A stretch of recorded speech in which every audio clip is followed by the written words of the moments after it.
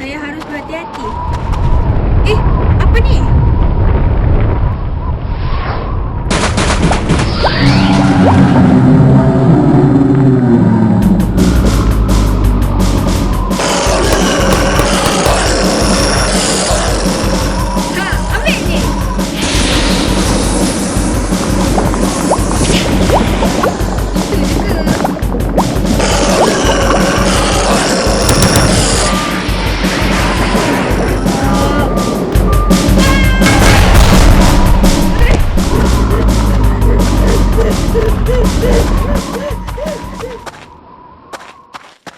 Aduh, letihnya. Leganya. Saya dapat melarikan diri juga.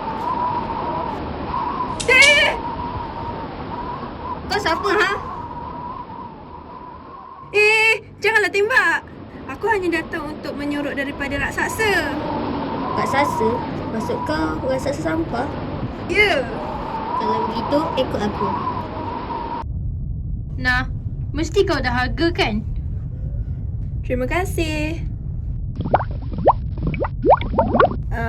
Tak apalah. Saya tak berapa haus pun. Sebenarnya, saya hendak bertanya. Planet apa ni? Planet ni memang tumbuh sampah ke? Adakah raksasa sampah yang menyebabkan semua ini?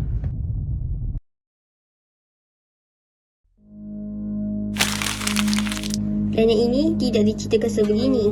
Ia semua bermula pada tahun 1035. Pencemaran di bumi berada di tahap membimbangkan. Secara kebetulan, terdapat satu letupan radioaktif terbesar berlaku di hemisfera utara. Kemudian, wujudnya kelahiran hibrid manusia sampah yang semakin ramai di muka bumi. Mereka boleh adaptasi dengan kandungan polusi dalam udara berbanding kita.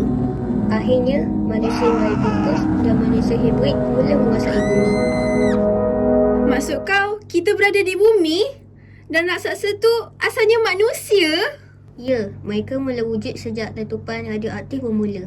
Asalnya, bangsa mereka bersaiz besar, mula makan sampah dan beberapa tahun kemudian, mereka mula berupaya menyimpan sampah dalam perut dan mengeluarkannya semula. Semuanya bermula dengan mentaliti seorang manusia yang tak peduli dengan kebersihan. Jika ada 10, 100, 1000, maka berjuta-juta manusia merosakkan muka bumi. Dan yang menanggungnya adalah kita sendiri. Inilah akibatnya apabila bermula dengan seorang berfikir yang kebersihan bukan tanggungjawabnya. Lihatlah dunia kita sekarang. Sedih kan?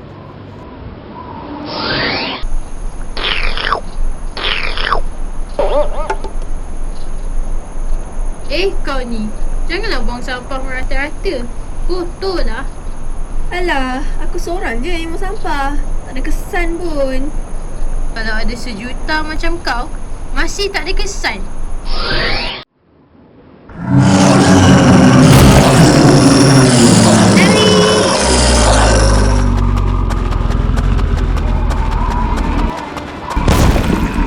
Jangan cuba nak lari.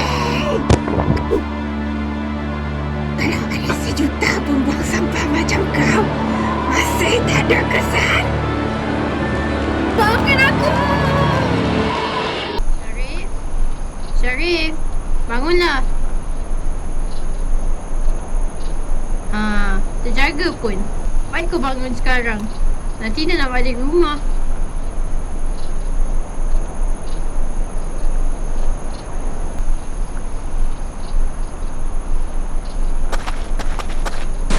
Kau okey ke Syarif? Kalau aku seorang nak berubah tak nak buang sampah rata-rata, aku pasti berjuta-juta lagi berfikir benda yang sama. Dan itu saja cara kita selamatkan bumi ini dari pencemaran. Mari sini aku tolong.